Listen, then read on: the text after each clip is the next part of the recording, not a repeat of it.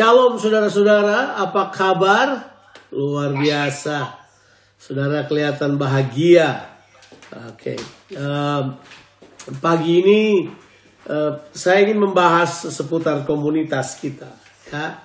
Saya ingin membahas tentang bagaimana komunitas kita itu bisa menjadi komunitas yang memberi jawaban kepada orang-orang di sekitar kita. Selalu kita terus ingin mendorong setiap orang untuk kita berfungsi supaya kita kemudian menjadi orang yang tersedia untuk melakukan kehendak Tuhan. Nah, tapi tentu untuk sampai ke arah tersebut bukan sesuatu hal yang mudah ya. Sangat gampang kita stagnan karena kenyamanan, sangat gampang kita kemudian berhenti bergerak ke depan karena kita rasa kita sudah capai apa yang kita inginkan. Tapi harusnya di dalam pemikiran kita, di dalam hati kita selalu ingin supaya kehendak Allah dinyatakan. Kita mau supaya apa yang Tuhan inginkan itu terlaksana di dalam diri kita, keluarga kita, komunitas kita, daerah di mana kita tinggal, di kota di mana kita berada. Dan menarik sekali, apapun di sekitar kita boleh berubah, boleh jumpalitan, boleh apa aja ya. Tapi kita harus tetap menjadi sebuah komunitas yang siap untuk menjadi jawaban bagi orang-orang yang ada di sekitar kita. Itu tentunya merupakan hal yang saya anggap penting sekali buat kita sekalian ya. Nah, kita akan membaca satu ayat di Alkitab. Sejak minggu yang lalu saya mengambil waktu untuk belajar karakter-karakter di Alkitab. Nah, yang menarik perhatian saya ya tentu orang sudah tahu karakter ini, tapi namanya Daud. Orang sudah tahu karakter ini. Orang sudah membahasnya dalam banyak hal. Tapi saya mau kita highlight satu bagian kehidupan Daud yang menurut saya menarik untuk kita bahas. Ya, kita baca di 1 Samuel pasalnya yang ke-22. Kalau saudara punya Alkitab saudara bersama dengan saudara harusnya bisa melihat 1 Samuel pasalnya yang ke-22 ayat 1. Kita akan baca sampai ayatnya yang ketiga saja. Nggak banyak yang kita perlu baca. 3 ayat. Tapi saya sarankan saudara baca seluruhnya ya. Kita melihat sebuah situasi. Nah, latar belakang dari situasi ini kalau saudara baca, di sini Daud dalam keadaan yang sangat sulit. Ya. Dia dilucuti posisinya dari panglima perang jadi nothing, udah. Jadi apa yang Daud alami adalah sebuah bentuk ketidakadilan dari pemimpin, dari pemerintah, dari orang yang ada memerintah pada waktu itu. Ya. Sudah tahu, raja yang memerintah pada waktu itu adalah Saul. Dan karena cuman satu hal aja. Cuman karena cemburu, itu bayangkan ya. Bahasa prokemnya cembokur, bayangkan. Cuma karena cemburu aja, tiba-tiba Daud yang telah merupakan nation hero karena mengalahkan Goliat, setiap perang selalu menang. So sampai ada nyanyian kan, kita tahu itu Saul membunuh beribu-ribu tapi Daud membunuh berlaksa-laksa. Itu kemudian Saul cuma karena dengar nyanyian itu aja. Memang tidak nyaman kalau kita ada di bawah kepemimpinan yang tidak aman. Itu suka gitu tuh, sedikit-sedikit cemburu, sedikit merasa tidak aman, sedikit. Yaitu Daud kemudian mengalami sebuah pengalaman yang buruk. Dia mengalami apa yang kita kenal dengan istilah injustice. Dia mengalami hal-hal yang tidak adil dalam kehidupannya. Dia mengalami pengalaman diperlakukan tidak baik. Dan dia kemudian dikejar untuk dibunuh. Coba lihat, Daud kehilangan istrinya. Bayangkan, itu berat sekali. Dia kehilangan jabatannya. Dia kehilangan persahabatan dengan, maksudnya dia tidak bisa ketemu lagi dengan Jonathan. Dia kehilangan semua yang harusnya menjadi fasilitas dalam kehidupannya. Nah, dia kemudian harus berlari. Nah, kemudian kalau saudara baca di situ, kita baca ayat yang pertama sekarang, itu latar belakangnya. Dia dalam keadaan dikejar-kejar untuk menyelamatkan nyawanya, dia harus terus berlari. So he become a fugitive. Itu fugitif apa ya? Buronan ya. Seorang yang diurapi oleh Tuhan harus menjadi buronan. Dan bukan kesalahannya kan. Dia tidak berbuat salah.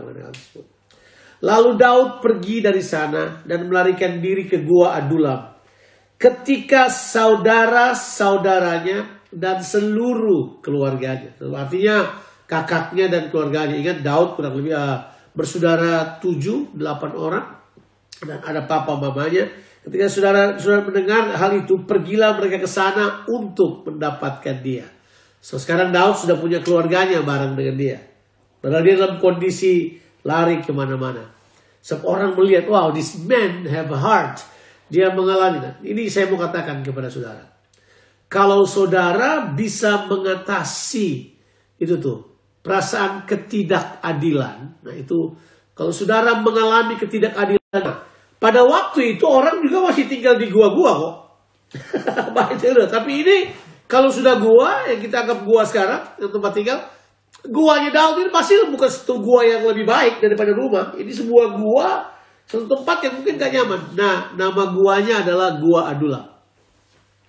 Arti dari Gua Adulam adalah justice of the people. Kebetulan kayak itu? Enggak lah. Kata Adulam punya pengertian justice of the people. Sebuah tempat di mana orang mungkin bersembunyi di situ karena ketidakadilan. Dan Daud ada di situ. Nah, kita baca sekarang ayatnya yang kedua. Berhimpunlah juga kepadanya setiap orang yang dalam kesukaran, setiap orang yang dikejar-kejar tukang piutang, setiap orang yang sakit hati. Terjemahannya itu discontented dari bahasa itu. Setiap orang yang sakit hati, maka ia menjadi apa? Pemimpin mereka. Bersama-sama dengan dia kira-kira 400 orang. A big crowd. 400 orang. Dari sana Daud pergi ke Mispa di Moab dan berkata kepada raja negeri Moab, izinkanlah ayahku dan ibuku tinggal padamu sampai aku tahu apa yang dilakukan Allah kepadaku. Wow. Membaca 3 ayat ini aja saya merasa bahwa Daud dalam posisi ketidakadilan tersebut tetap punya harapan bahwa Tuhan melakukan sesuatu buat kehidupannya. Dan menurut Daud it will better. Dia cuma mau tahu apa yang Tuhan inginkan buat dia. Apa yang Tuhan mau bakal kerjakan lewat peristiwa ketidakadilan ini merupakan sebuah hope bahwa Tuhan pasti akan melakukan sesuatu. Yang luar biasa ini yang saya bilang. Posisi Daud yang mengalami kekecewaan, mengalami pengkhianatan, mengalami ketidakadilan ini, dia lewati dengan hati yang betul. Dia nggak dendam, dia nggak marah, dia malah terbuka aja, dan dia punya pemikiran, dia cuma mau tunggu Tuhan mau buat apa. Ini kan good attitude banget ini. Ini menurut saya attitude. Ini nggak dipelajari di universitas. Profesor pun belum tentu punya pemikiran kayak gini. Orang pintar pun belum tentu punya sikap kayak begini. Ini sikap yang disebut, inilah yang mungkin menyebabkan Daud itu jadi besar karena hatinya. Dan bukan karena sekedar pengetahuan yang dia miliki atau apa. Dia lulusan Universitas Padang Gurun kan, Padang Belantara. Dia latihan perangnya, akabri mana yang latihan perangnya berantem sama beruang sama singa. Kan itu dia lulus di situ tuh. Yang saya mau katakan pada saudara adalah Daud ini kemudian spiritnya dia create community. Wow, ini yang kita mau bahas ini. His spirit, dia punya attitude. Ini kemudian membangun sebuah komunitas. Komunitasnya adalah komunitas orang-orang bermasalah. Dan haleluya kalau komunitasnya kita penuh dengan orang-orang yang bermasalah. Puji Tuhan, itu komunitas yang betul. Kalau komunitasnya sudah tidak ada masalah, pulanglah ke sorga. Saudara mungkin terbuat dari apa gitu, dari unsur yang pakai baterai di belakang saudara. Periksa belakangnya, jangan-jangan ada baterai. Dia bukan manusia. Kita semua ada masalah demi masalah. Jadi gini, jangan takut dengan masalah, jangan takut dengan apa. Yang perlu kita pikirkan adalah ini. Sudahkah komunitas kita memberi dampak positif untuk mengubah orang-orang yang ada di sekitar kita. Have our community has this power to change others. Punya kemampuan untuk ubah orang.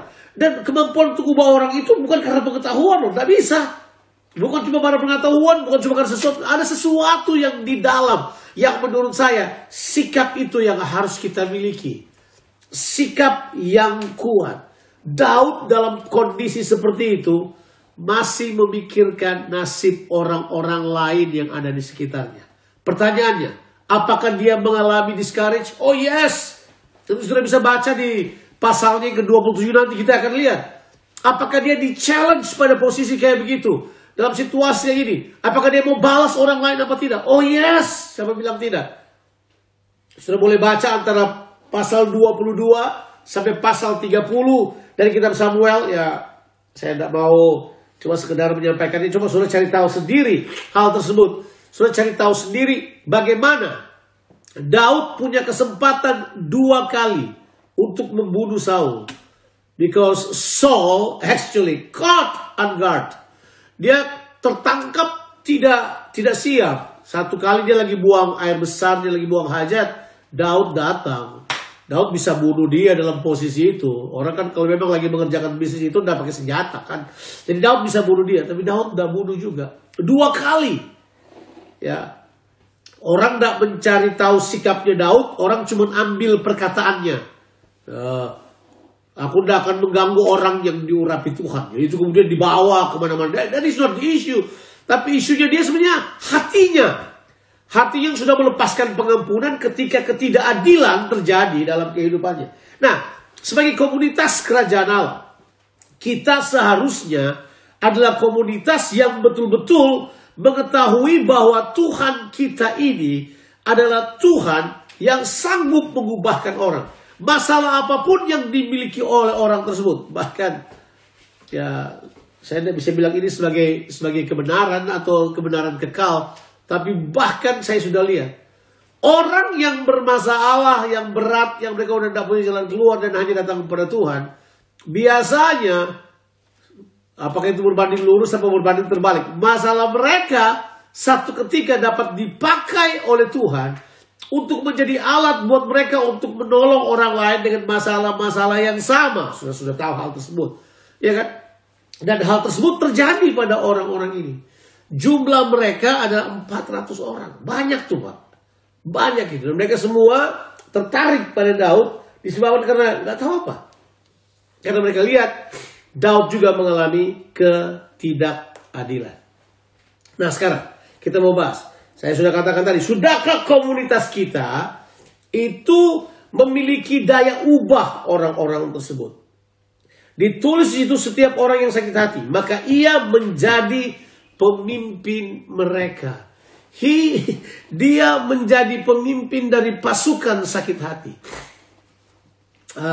Lucu banget. Ada masanya dulu waktu saya memulai memuridkan orang. Saya juga heran. Anak-anak rohani dan murid-murid saya semuanya nggak jelas-jelas juntrungannya. Waduh, pokoknya sampai orang berkata, Jonathan, lihat dong, mereka punya anak-anak rohani luar biasa, hebat, gini-gini. Kamu punya anak rohani, coba lihat itu. Utang nggak selesai-selesai, tipu orang sana-sini. Saya sampai berkata, oh my God. Bagaimana ini? Dan kadang-kadang kita berupaya untuk berkata, berusaha membela diri. Oh ya enggak lagi. Enggak, tapi ternyata setelah sekarang saya mundur kembali dan lihat mereka. My goodness. Orang-orang yang tadinya dianggap sampah, dianggap nggak beres, dianggap begini-begitu. Mereka sekarang yang take lead dalam pergerakan-pergerakan Tuhan yang sedang terjadi. Kemudian saya kaget. Hey, apa ini? Ini yang disebut, yang saya maksudkan dengan bahwa komunitas kita itu punya daya ubah.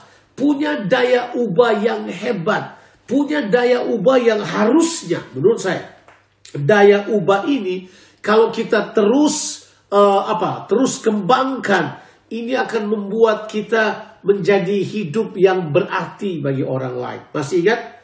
Kita harus berpindah dari sekedar cuman sukses kepada signifikan. Hidup kita gak boleh cuma berhasil. Harus berarti. Berarti pada orang-orang yang ada di sekitar kita. Nah, Coba sekarang kita mau lihat beberapa hal yang penting dulu untuk ini. Apa sih yang kita butuhkan untuk dapat menjadi komunitas yang punya daya ubah, menjadi komunitas yang menjawab kebutuhan? Apa yang kita perlukan as a church? Apa yang kita perlukan? Oke? Yang jelas adalah orang datang pada waktu itu cari Daud, itu jelas. Kalau saya ganti bahasanya adalah Daud itu kan adalah mungkin satu-satunya orang di perjanjian lama yang paling mirip hidupnya digambarkan seperti Yesus. Musa juga ada yang lain, tapi Daud kayaknya yang paling dekat. Sampai Yesus disebut sebagai apa? The Sons of David. Itu karena memang dia turunan Yehuda dan seterusnya. Kan Yesus tidak pernah bilang The Sons of Moses kan? Tidak pernah. Yesus Sons of David. Nah, ini yang saya mau katakan kepada saudara adalah bahwa hal yang pertama adalah ini. Kita mesti set up sebuah kepentingan, atmosfer, kekuatan, attitude bahwa Yesuslah yang menjadi pusat dan sumber harapan kita. Cuman Yesus menjadi pusat dan sumber harapan kita. Jawabannya ada di situ kan? Karena begini, masalah yang dialami orang-orang tersebut, kita juga tidak punya jawaban sebenarnya. Yang bisa menjawab masalah mereka hanyalah siapa? Hanyalah Yesus. Mengapa? Karena Yesus adalah imam besar. Dia telah melintasi segala langit. Semua yang saudara pernah alami, Yesus sudah alami. Semua yang masalah orang sudah lewati, Yesus sudah alami. Bahkan waktu dia mati dengan salib, dia pikul seluruhnya. Orang-orang yang mengalami masalah dihianati, Yesus dihianati lebih kejam. Ya, Yesus dihianati dengan ciuman. Yesus dihianati oleh orang-orang terdekatnya, orang-orang kepercayaannya. Kalau saudara perhatikan, kalau saudara lihat dari sisi ini bahwa kita harus menjadikan Yesus sebagai pusat. He is the source of our hope. Mereka melihat Daud dalam gambaran ini. Jadi kita sebagai komunitas, tetap Yesus menjadi pusat komunitas kita. Jangan izinkan satu orang mengambil tempat Yesus. Jonathan Patiasina tidak boleh mengambil tempat Yesus. Pemimpin-pemimpin tidak boleh mengambil tempat Yesus. Orang pandai siapapun tidak boleh mengambil tempat Yesus dalam komunitas kita. He is the center. He is the only one. Dialah yang menjadi pusat dan sumber harapan kita. Itu penting buat kita. Itu adalah hal yang penting. Mereka semua datang kepada Daud. Kemana Daud pergi, tahu nggak? Mereka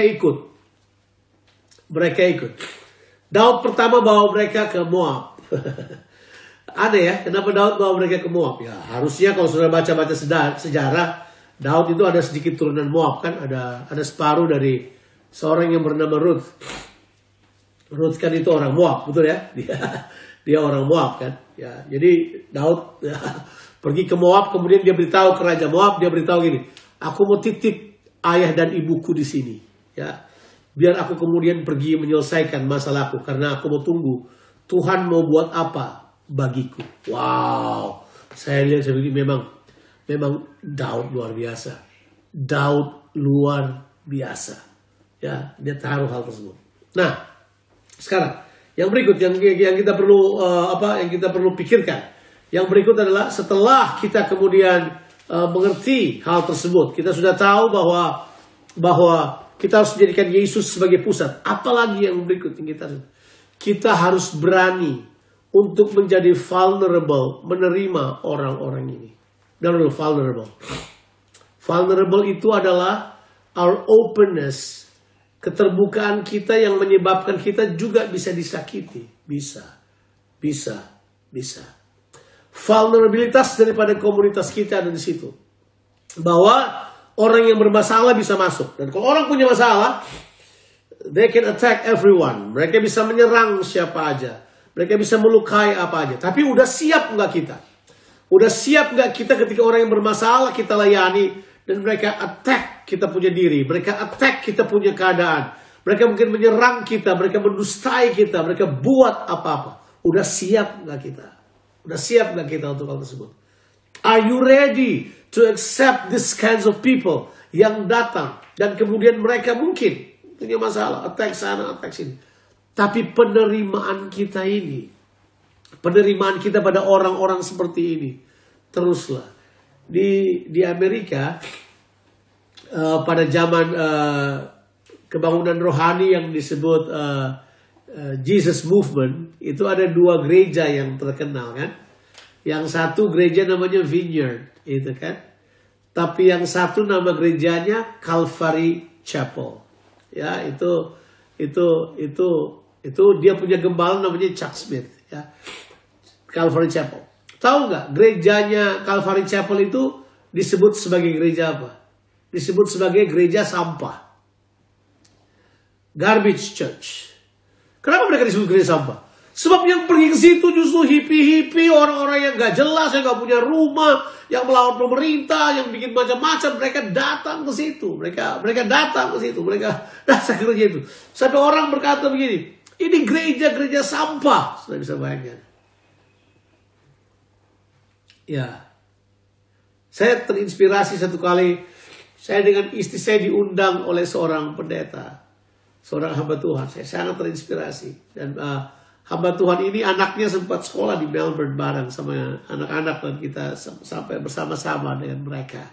Saya ingat ulang tahunnya mereka. Yang dia undang siapa tahu nggak? Pemulung. Kita datang di restoran. Ini restorannya restoran yang bagus di Jakarta. Bukan restoran ecek-ecek. Restoran bagus. Jemaatnya pemulung. Tahu nggak? Saya dengan istri saya masuk di dalam. Kita udah tahu, tapi kita udah biasa sih. Kita bukan pelayan yang cuma main di level atas kan. Kita main sampai ke bawah-bawah. Jadi kita udah biasa dengan yang kayak gitu. Begitu kita sampai, kita masuk ke depan. Di situ ada Pak Kris Manusama. Kita duduk di satu meja gitu. Terus kemudian ada salah seorang datang. Orangnya saya kenal, tapi saya lupa namanya. Dia bisik-bisik kepada saya.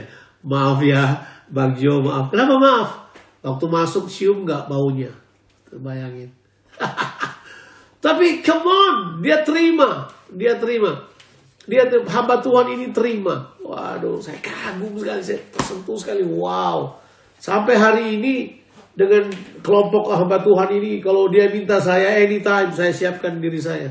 Karena mereka punya hati itu jelas untuk orang-orang yang terbuang. Mereka buka diri mereka untuk hal tersebut. Saya juga tidak bilang bahwa kita adalah orang-orang yang suka ditipu. Tipu aja lah, kita gak apa-apa. Enggak juga. Bukan itu yang saya maksudkan. Tapi vulnerability-nya kita ini loh, ketersediaan kita, keterbukaan kita. Untuk terima orang-orang yang seperti ini penting sekali buat kita, saudara-saudara. Ini penting banget buat kita. Kita perlu untuk terus terbuka pada hal-hal yang Tuhan inginkan. Orang ini datang dalam kondisi Daud, betul dia terima mereka. Dan tebak saudara, saya cuma mau bilang buat saya, keterbukaan kita itu penting sekali. Tapi ini yang paling penting. Setelah kita terbuka menerima mereka, percaya nggak bahwa Tuhan sanggup mengubah manusia? Itu aja. Percaya nggak kita bahwa Tuhan sanggup mengubah manusia? Let me put it in my whiteboard now, supaya kemudian saudara bisa melihat apa yang kita mau coba sampaikan buat semua orang saat sekarang ini. Jadi yang pertama adalah kita bilang tadi bahwa hal yang perlu kita perhatikan yang pertama adalah Christ Center. Ini harus, Yesus selalu akan menjadi pusat kita. Yang kedua adalah bukan cuma Christ Center, tapi keterbukaan kita. Ini vulnerable ya. Vulnerably open. Kita harus terbuka kepada orang-orang yang mengalami kesusahan, orang-orang yang bermasalah. Kita nggak usir mereka, kita nggak tolak mereka. Ya, hikmat bergerak di situ. Tapi jelas kita terbuka. Oh, ada orang juga yang kita bina lama-lama di belakang attack kita, kasih susah kita terjadi. Tapi itu adalah residu lah, itu adalah bagian dari kehidupan di mana orang mengalami hal tersebut. Ya, kita perlu punya itu. Tapi ini trust bahwa Tuhan sanggup ubah manusia. Tuhan bisa ubah manusia.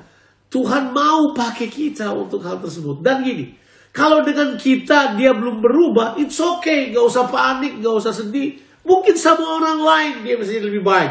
Dan kemudian dia diubahkan oleh orang lain, jangan jelek-jelekan dia lagi. Itu sudah merupakan bagian Tuhan. Kita mau orang jadi lebih baik gitu.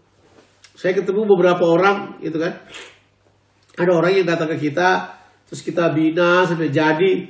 Orang bilang, wah itu anak gak bisa dipercaya Bang Jo, nanti lihat aja. Iya, dia udah jadi baik. Bagaimana? Dia jadi lebih baik. Apakah dia bisa floss? Bisa. Bisa tergencet lagi? Bisa. Tapi jangan pandang enteng kuasa Tuhan yang bekerja di dalam mereka. Jangan rendahkan kekuatan Allah yang bekerja di dalam mereka. Kita mesti punya pemahaman yang jelas mengenai hal tersebut. Daud percaya mereka. Karena dia percaya, dia kemudian memberi tanggung jawab pada mereka. At the end, kita mesti cepat aja supaya saudara bisa merenungkan ini. At the end adalah ini. Mereka yang di Gua Adulam ini, at the end, mereka menjadi pasukan tentara Daud yang terlatih, yang skillful untuk bertempur. Jadi Daud at the end of the day, waktu dia kemudian menjadi raja, mereka liwati masalah kan. Misalnya pasal 27, mereka ke Ziklag. Ziklag itu artinya bending, berliku-liku, itu Ziklag.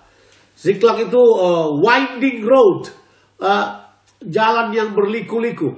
Mereka semua liwati Ziklag. Di Ziklag anak dan istri mereka ditawan oleh orang-orang Amalek. Daud kejar orang Amalek dan orang Midian. Daud kejar, kalahkan mereka, rebut kembali.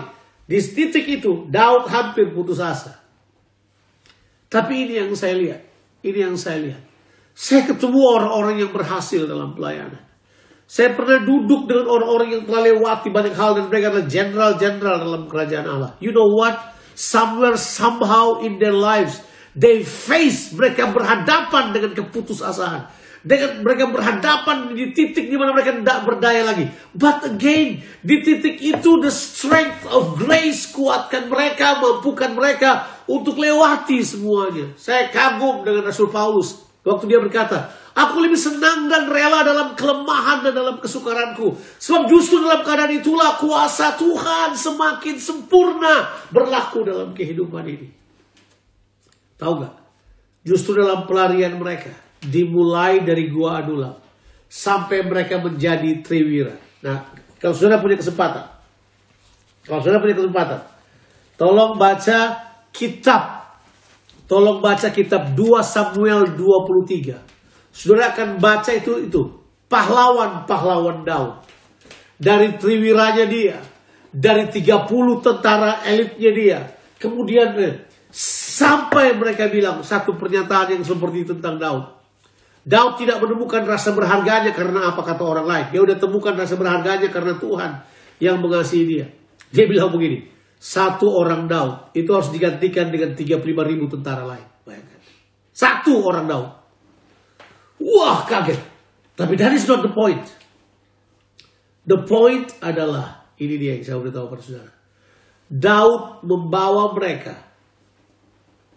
menjadi orang-orang yang berarti, berfungsi, menjadi sebuah pasukan yang siap pakai. Menjadi orang-orang yang terlatih. You know, I like this, I like that. Itu yang perlu buat kita. Ayo, komunitas kita, jangan cuma pikir hura-hura, halo-halo, hihihi, nyanyi-nyanyi, nanti perlu doktrin. Boleh lah, itu semua boleh. Tapi yuk kita konsentrasi kepada komunitas yang memiliki daya ubah. Komunitas yang memberi jawaban atas kehidupan orang lain yang ada di sekitar kita. Komunitas yang powerful. Bagaimana saudara-saudara? Saya kira kita coba renungkan kembali attitude kita terhadap orang lain. Coba kita renungkan kembali sikap kita terhadap orang lain. Bagaimana kita bersikap terhadap orang yang berkekurangan. Bagaimana kita bersikap kepada orang yang punya masalah. Terbanyak, saya juga punya itu. Suka judge orang. Wah, gue udah bilang yang gini-gini lagi gitu. Pasti ada kayak gitu. Kita punya sikap pada orang lain. Mungkin kita tidak tidak seperti yang seharusnya. Yuk, kita kembalikan sikap kita. Sebab sikap kita akan menentukan atmosfer daripada kita punya komunitas. Atmosfer yang baik, atmosfer yang manis, atmosfer yang luar biasa. Di sepanjang perjalanan Daud, dia telah menunjukkan kualitas leadership yang sangat kuat. Luar biasa. Oh, dia punya banyak kesalahan. Sama bilang tidak. Dia punya banyak kesalahan. Tapi dia telah meneguhkan hal tersebut. Tuhan adalah pusat kehidupannya. Dia terbuka kepada orang-orang. Dia mempercayai orang-orang yang punya masalah tadi. Kata diskontak itu dalam bahasa Ibraninya punya pengertian bitter soul. Ya. Oh, di terjemahan kita di sini dibilang mereka adalah orang-orang yang sakit hati. Pernah ketemu orang yang sakit hati belum? Orang yang sakit hati itu seperti dalam jiwanya ada lubang. Diisi apa aja bobol, diisi apa bobol. Dengar khotbah bobol, semuanya wah keluar aja. Nggak ada yang bisa bertahan dalam diri mereka. Nah, ini yang kita perlu bereskan. Yuk, jadilah komunitas. Garam, kita inginkan garam menjadi komunitas yang ubah orang, punya daya ubah, punya power to change. Saya mempercayai hal tersebut. Saya berdoa 3 hal yang simple yang saya bagikan pada saudara ini dapat menolong kita sekalian untuk bisa mengerjakan kehendak Tuhan lebih lagi. Saya berdoa supaya saudara-saudara kita sekalian akan menjadi orang-orang yang mengerti rencana Tuhan dalam komunitas kita. Untuk itu pemimpin-pemimpin komunitas, saudara gembala-gembala sel, pemimpin yang terlibat, yuk kita kembangkan ini. Jadikan ini budaya. Jadikan ini adalah sesuatu yang kita kerjakan berulang-ulang, renungkan berulang-ulang. Untuk membiarkan Tuhan memakai kehidupan kita. Doa saya kita semua akan menjadi orang-orang yang punya daya ubah yang luar biasa. Atmosfer kita bisa mengubahkan orang lain tanpa mereka sadari. Tuhan Yesus memberkati kita sekalian. Kiranya kita bertumbuh sesuai dengan kehendak Tuhan. Haleluya. Amin. Amin. Tuhan memberkati kita sekalian. Baik, saya mau berdoa buat kita sekalian. Dan saya kembalikan kepada pasal. Oke. Bapa di sorga, kami berdoa. Hamba-Mu sangat terbatas untuk menyampaikan kebenaran firman-Mu. Tetapi hamba percaya Roh Kudus sanggup menjelaskan dalam hati kami masing-masing. Hamba-Mu terbatas untuk memberi pengertian. Tapi Roh Kudus sanggup mengilhami sampai firman Tuhan ini dapat mereka mengerti dan terapkan dalam kehidupan sehari-hari dalam konteks mereka masing-masing. Berkati setiap orang Bapa dalam nama Tuhan Yesus Kristus. Haleluya. Amin. God bless you. Haleluya.